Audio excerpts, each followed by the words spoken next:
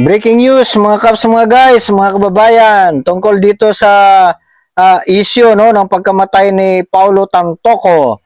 Net25 nakakuha ng report doon sa police department ng Beverly Hills. Alam nyo kasi ang Net25, malawak ang network nito.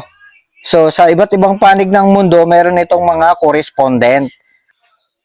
So alam naman natin guys na Iglesia ni Cristo laganap na sa buong mundo, laganap na sa iba't ibang panig ng mga bansa. So eto guys no, ang correspondent na nakuha ng copy ng police report tungkol dito sa pagkamatay no ng negosyanteng si Paulo Tantoco. So viral na viral ngayon tong sitwasyon no, itong balita kay Paulo Tantoco. At maraming lumalabas na mga fake news. Pakinggan natin yung report ng Net25 sa kanilang nakuhang police report doon sa Beverly Hills or sa Los Angeles. Okay?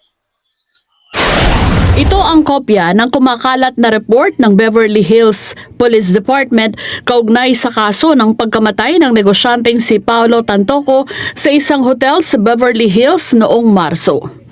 Ito naman ang kopya ng record ng Beverly Hills Police Department na ibinigay mismo ng pulisya sa Net25 News na may petsang July 15. Kapansin-pansin ang pagkakaiba sa ibabang bahagi ng dalawang dokumento.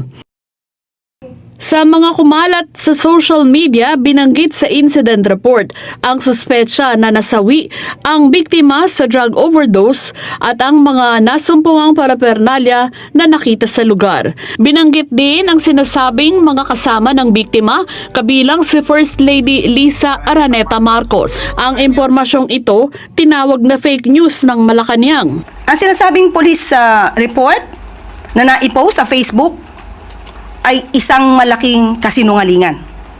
Minabuti ng Net25 News sa pamamagitan ng mga correspondents na nasa Beverly Hills na alamin ang katotohanan sa dalawang report. Sa ipinadalang sagot ni Donna Kersey, record supervisor sa Beverly Hills Police Department, sinabi nitong hindi nila maaaring ibigay ang Death Investigation Report 25-11805 patungkol sa kaso ni Tantoco. Sa halip, ipinadala nito ang PRA Incident Letter 2025-SDP-0460 na naglalaman ng halos kaparehong detalye, ngunit wala ang bahagi ng tumutukoy sa cause of death at maging ang mga individual na inimbestigahan patungkol sa issue. Sa muling pakikipag-ugnayan ng Net25 News sa Police Department, sinabi ni Beverly Hills Police Department Detective Chris Coulter na hindi sa kanila nanggaling ang nakabilog na bahagi ng paragraph at lumalabas na ito ay tampered o pinakialaman. Weng de la Fuente para sa Mata ng Agila, matatag, matapang, matapat.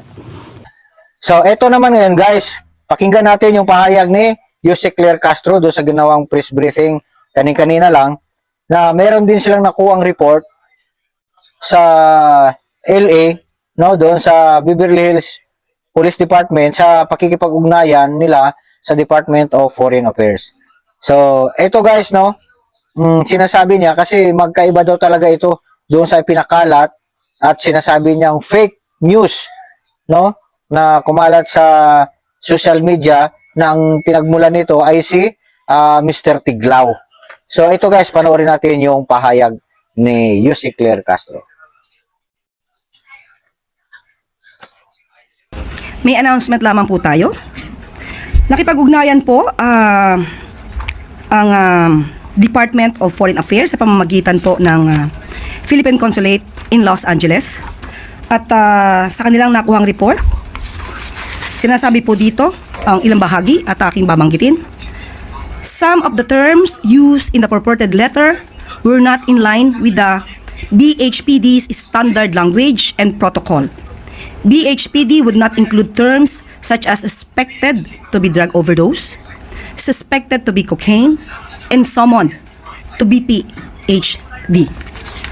At with reference to Mr. Tiglao's post on the screenshot of a purported report surrounding the circumstances of the death of Mr. Paulo Tantoco in Los Angeles.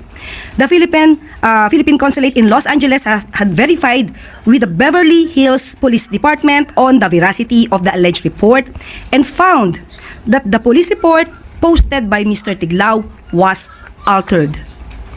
The altered letter contained terms that were not in line with the Beverly Hills Police standard language and protocol. Nabanggit na po natin noong nakaraang araw kung ano yung mga kanilang idinagdag na mga di umanong facts na hindi po talaga nakalagay sa nasabing police report. So ayan guys, napakinggan natin ang report, no? So doon sa Net25 sinabing tampered yung lumalabas na police report dito sa social media, maging dyan sa mga big stream media. At yun din sabi ni Yusik Claire Castro na altered, no, yung police report na yun nga lumalabas, no, na kumakalat ngayon sa social media. So both sa mga report na yon ay mga fake news, di ba? So fake news. So ngayon guys, mayroong mga nakaambang aksyon ang gagawin ang Malacanang, lalo na yung kinaukulan o ang ating First Lady Lisa Marcos ay magsasampa ng reklamo doon sa mga nagpapakalat ng fake news na yan. So abangan natin yan mga guys, no? So ito, ingat-ingat mga vloggers, mga nagpapakalat ng fake news. Nako, dumarami na kayo. Okay, so yan po ang ating report ngayon. Sa mga di pa nakapag-subscribe, mag-subscribe na sa Nobs Vlogs. So ito po yung ating pangalan ng channel ko ngayon, Seniors TV, kasi senior citizen na ako eh. Last week lang, no? Nag-birthday tayo. Okay, so subscribe sa mga di pa nakapag-subscribe at sa mga nakapindot na, so share at like na rin ang ating channel. Salamat po.